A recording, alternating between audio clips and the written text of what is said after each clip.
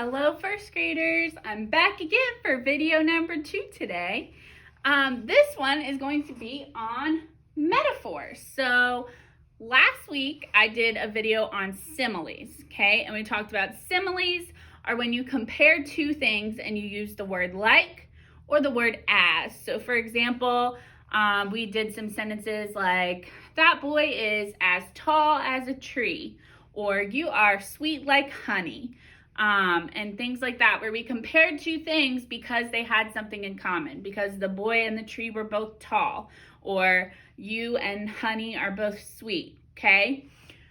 Today, we're going to be talking about metaphors. Now, a metaphor is pretty much the same thing. It's when you compare two things, but with a metaphor, you do not use like or as. So a metaphor is when you compare two things without using like or as, okay? So I've got 4 metaphors here that I'm going to talk to you about. Some of them you might have heard before, some of them I made up, so you might not have heard that saying before. But a metaphor is when you compare two things because they have something similar.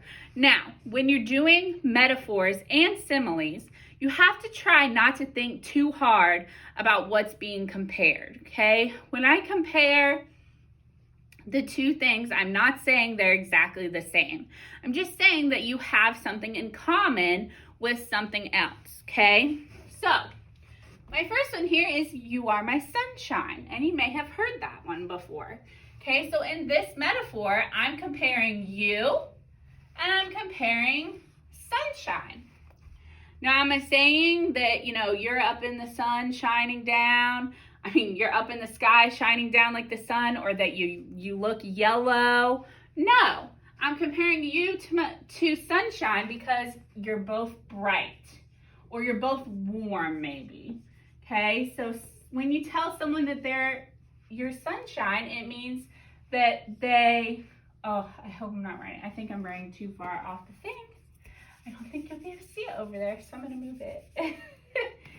When I say you are my sunshine, it just means that you're both bright or you're both warm, okay? The next one is life is honey. So I'm comparing life to honey. Why am I comparing? Because I think those things are both sweet. I think life is sweet and honey is sweet, so those are being compared, okay? That's kind of like the simile we did last week, but I did not use like or as. I just said life is honey, okay? Now you could make it a simile and you could say life is like honey, or life is as sweet as honey. You could do that, but then it'd be something different. So with the metaphor, you take out like and as. You don't use those words, okay? So metaphors could be shorter because you don't have to use as many words. You just directly compare the two things. That man is a pig. Now, am I saying that he's out at the barn with his pink friends, the pigs? No. A lot of times when you compare someone, like that man, to a pig, you're saying that they're both messy because pigs like to play in the mud. So if I compare that man to a pig, I'm saying he's messy, okay? That man is messy, pigs are messy, so I'm comparing them to each other.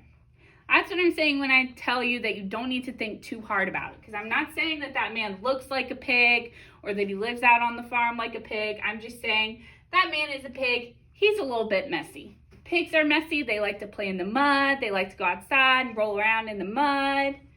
That man is a little bit messy. So when I compare them, I'm saying they're both messy. The students are busy bees. So in this one, I'm comparing the students to busy bees. And that just means that they're both working hard. Okay, bees work hard to keep their hive going and to make honey and pollinate flowers and all the things that bees do. So the students were working hard. So if I compare those, I just mean they're both working hard.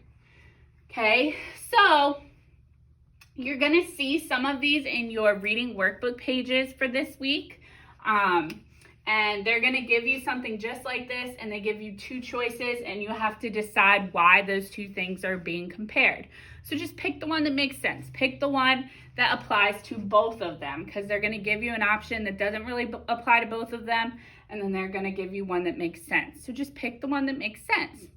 You're also going to see some on your test where they give you the metaphor and you just have to pick the answer for what it means. So just pick the one that makes the most sense. Pay attention to all of the words and think about why those two things would be compared. Students and busy bees. Why would those two be compared? Because they both work hard, or they're both busy, or they're both moving fast, or they're both moving around a lot, okay? Think of something that the two things could have in common, and then that's the one you're gonna pick. Okay, so you just have to think about what makes the most sense for both things that are being compared. So the first thing to do is find what's being compared, and then you need to think about what they have in common. Why would those two things be compared in a metaphor? Okay, and remember, when we're doing metaphors, we're not using like and as like we did with similes. Okay, these ones you just directly compare them. You'll notice a lot of them use is and are because you're just putting them directly together, okay?